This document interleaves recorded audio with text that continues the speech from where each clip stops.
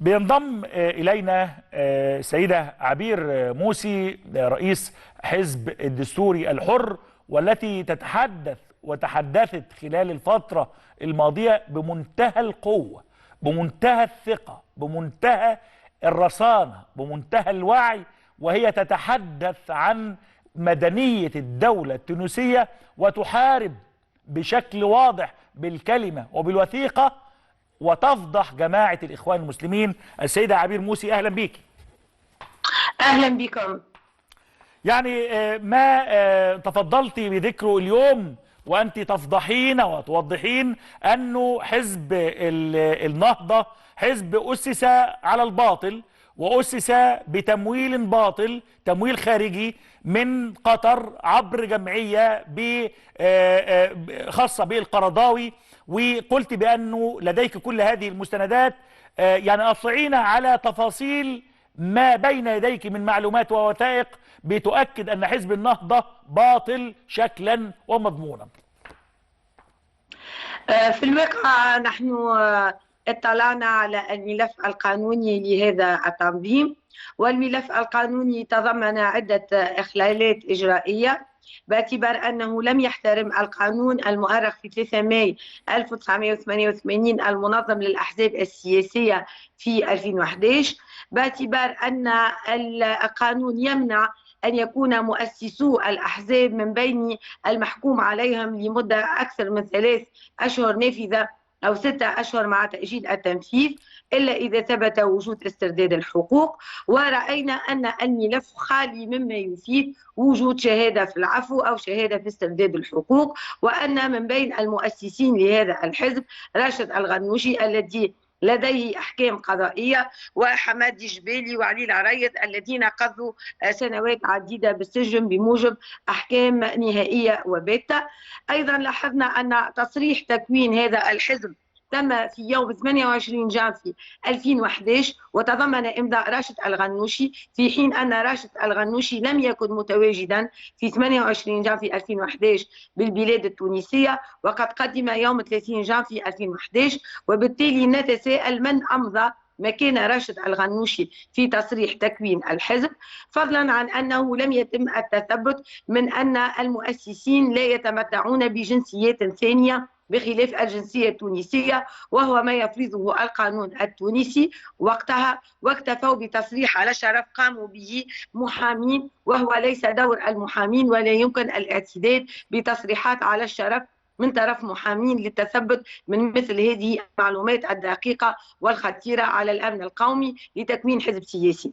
أيضا اطلعنا على أن هذا الحزب قيادته وأعضاء مجلس الشورى فيه وأعضاء كتلته التأسيسية في المجلس التأسيسي هم من قاموا بتأسيس مكتب تونس للاتحاد العالمي لعلماء المسلمين، وقاموا بتأسيس هذا الاتحاد ما بناء على أنه فرع من الاتحاد الأم، وأدلوا بالوثائق التي تتعلق بالاتحاد الأم الذي أسس بناء على القانون القطري ومقره قطر، وأدلوا بوثائق التصديق والتوثيق من وزارة العدل القطرية. وبالتالي هذا التنظيم الذي تم إحداثه من طرف قيادات حركة ما يسمى حركة النهضة في تونس يتلقى التمويلات من الاتحاد الأم الذي هو مقره في قطر، وقد طلبنا بالحصول على كشوفات البنكية لنتأكد من مصدر التمويلات ومقدار هذه التمويلات التي جعلت هذا الاتحاد يقوم بعدة أنشطة داخل تونس لنشر الفكر المتطرف والفكر الداعشي والفكر المناهض للنظام الجمهوري وللدولة المدنية. وبذلك اتضح جليا أن الذراع المالي للحزب الذي يسمى حركة النهضة هو هذا الاتحاد العالمي لعلماء المسلمين الذي يتلقى التمويلات الخارجية. وطبعا قيادات حركة ما يسمى حركة النهضة هي التي تقود هذا الاتحاد وتقوم بالأنشطة لفائدة منخرطيهم ولفائدة الجمعيات التي يقودها أيضا أعضاء في مجلس الشورى وقيادات في هذه الحركة. إذا اكتشفنا وبالدليل وبالحجة أن هذه الحركة لها أخطبوط ولها العديد من الأذرع الجمعياتية التي تتلقى عن طريقها الأنشطة والتمويلات وتسهيل تواجدها داخل البلاد عبر العمل الخيري وعبر العمل الرامي إلى الخلط بين الدين والسياسة والتلاعب بمشاعر التونسيين من حيث الدين وخلطه بالسياسة لتحقيق أغراض سياسية. اليوم البرلمان التونسي من الثابت أنه محكوم برئيس برلمان هو الذراع الأساسية لجماعة الإخوان المسلمين. أيضا اطلعنا على القانون الأساسي للجماعة وعلى نظام البيعة وعلى الشروط التي تجعل الأحزاب أو التنظيمات في الأقطار المختلفة عضوا في هذه الجماعة، من بينها أن تكون هذه التنظيمات لديها مجلس شورى ولديها مكتب تنفيذي، وهو ما يتوفر في الحزب المسمى حركة النهضة الذي تشكل بناء على هياكل تستجيب لشروط عضوية جماعة الإخوان المسلمين. وهو ثابت اليوم أن الإخوان لديهم الذراع الأساسي راشد الغنوشي لنشر أجندتهم ومخططهم المتطرف والظلامي، وأيضا لزعزعة الأمن في منطقة المغرب العربي عبر تنفيذ المخطط الإخواني في منطقة هذه شمال إفريقيا والمنطقة المغربية. سيدة عبير، يعني أفهم تماما كل ما تفضلتي بتوضيحه فيما يخص حركة النهضة، لكن كما تفضلت أن هي حركة عنكبوتية بتمويل قطري، ماكينة التمويل ATM قطر، والعقل المدبر في تركيا، والأذرع والنهايات الطرفية زي راشد الغنوشي في تونس وآخرين في كل الأقطار، وبيداروا بشكل ممنهج ومخطط من رجب طيب أردوغان. يعني هل وصل للشعب التونسي عبر رسالتك أنه كيف افتضح أمر أردوغان لإعادة مرة أخرى ما يصفه بأنه إرث أجداده في المنطقة، مرة أخرى بينادي بإلغاء اتفاقية لوزان وبيطرق الأبواب الليبية وبيقتحم الأراضي الليبية ويصل وزير دفاعه كأنه مندوب سامي تركي؟ هل يعي الشعب التونسي ما يحدث ويحصل لدى الجارة الغربية في ليبيا؟ اليوم الشعب التونسي وصلت إليه العديد من الحقائق عبر ما نكشفه يوميا بالحجة وبالدليل. من ناحية التمويل، ظاهريا هذا الحزب وفر لنفسه غطاء قانونيا عبر تكوينه حسب قانون الأحزاب، وتبين أن ملفه القانوني باطل وغير مطابق للمواصفات. الذراع المالي الذي يجعل منه متميزا في تحركاته وفي قدرته على شراء الأصوات عند الاقتضاء وعلى التحرك بأريحية يأتي من تأسيسه لهذه الجمعية الفرع لاتحاد علماء المسلمين ومن العلاقات مع التنظيم الإخواني. الشعب التونسي اليوم رافض تماما لهذه الجماعة، رافض أن تكون تونس محكومة بأجندة خارجية.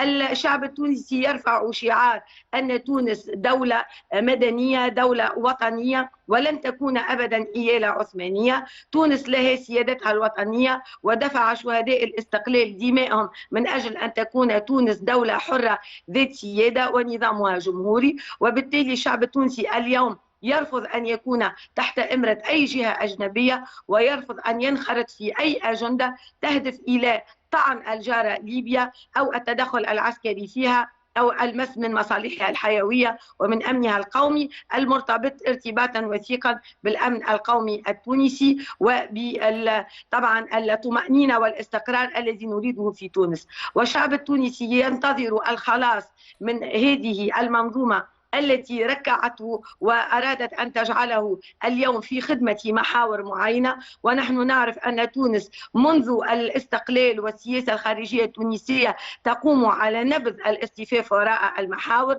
والسياسة الخارجية التونسية دائما سيدة نفسها ودائما تصب في إطار الاعتدال وبث السلم ونشر السلم في المنطقة وفي العالم عموما. ونحن نريد أن نحافظ على ثوابتنا وعلى علاقاتنا الطيبة، ولن نطعن جارتنا ليبيا وأي جارة في المنطقة في الظهر، ولن ننخرط، ولن نسمح بأن تكون تونس قاعدة لوجستية لأي تدخل عسكري في ليبيا ولأي تدخل من شأنه أن يمس بالسيادة الليبية وحق الشعب الليبي في تقرير مصيره. ولن نسمح تسمح أيضا بأن نكون إيالة أو أي سلطة تخضع لجهة أجنبية، فنحن أسياد أنفسنا. لذلك نحن نتصدى لهذا المشروع الخطير الذي يدخل عبر تركيع الاقتصاد التونسي وإضعاف المؤسسات العمومية وتفليسها وإيصال البلاد إلى حد عدم القدرة على سداد الديون الخارجية المتراكمة لكي يتم التفريط فيها للمحاور التي يدين لها الإخوان بالولاء. هذا الشعب التونسي واعي به، وهناك تيار وطني قوي، الحزب الدستوري الحر والمنظمات الوطنية وقوى المجتمع المدني والمرأة التونسية والشباب التونسي والمناضلين الذين شهدوا فترة مقاومة الاستعمار وبناء الدولة الحديثة. كل من موقعه نساهم في دحر هذه المنظومة التي تريد أن تحيد بنا عن ثوابتنا وأن تجعل من تونس مجرد إيالة أو مجرد تابعة لأي قوة أجنبية. سيدة عبير، يعني أنت تقومين بهذه العمليات الوطنية البطولية في مواجهة هذا التيار الظلامي، يعني بالتأكيد أنت زعيمة المعارضة التونسية الوطنية على أرضية وطنية. يعني أنا أخشى عليك، خايف عليك عبير، لأنه هؤلاء يعني لا يعرفون إلا لغة الدم. هل تعرضت لتهديدات أو وصلتك تهديدات؟ وماذا يعني من إجراءات احترازية لهذا العمل في هذا التوقيت الصعب؟ لأن هؤلاء لا يعرفون وطنا ولا يعرفون دينا ولا يخافون من الله. أنا طبعا أتلقى التهديدات والجميع يعلم بذلك، وأعيش طبعا بطريقة تلازم الحذر، باعتبار أن التهديدات بالتصفية الجسدية والدعوات للكراهية وللحقد وللفتنة وللمنادات بالتخلص من عبير موسي كي تستقر الساحة السياسية، هذا يشاهده العام والخاص، ونتعامل معه بكل شجاعة وبكل روح مسؤولية، باعتباري لن أتخاذل في الدفاع عن وطني إلى آخر نقطة من دمي. والحزب الدستوري الذي اليوم يحتفل بمئويته في هذه السنة طبعا متعود على تقديم التضحيات ومتعود على تقديم دمائه فداء للوطن، وبذلك نحن لا نخاف ولا نركع ولا ترهبنا هذه التهديدات. نتخذ وسائل الحيطة والحذر، هذا مؤكد، لكن لن يثنينا ذلك عن مواصلة النضال ومواصلة قول كلمة الحق. وبإذن الله ستنتصر تونس الدولة الوطنية الحرة المستقلة ذات السيادة وذات النظام الجمهوري، وستبقى تونس درة المغرب العربي ودرة المتوسط ودرة العالم، وستكون دائما جنبا إلى جنب مع أشقائها ومع أصدقائها، وتكون دائما عنصر نشر للسلام وعنصر اعتدال ووسطية، وتنبذ التطرف وتنبذ المشاريع الظلامية والمشاريع الداعية إلى إهدار الدماء. أنا بشكرك جدا السيدة عبير موسي، زعيم حزب الدستوري الحر والمناضلة الحقيقية، امرأة ب100 رجل في تونس. شكرا ليك عبير.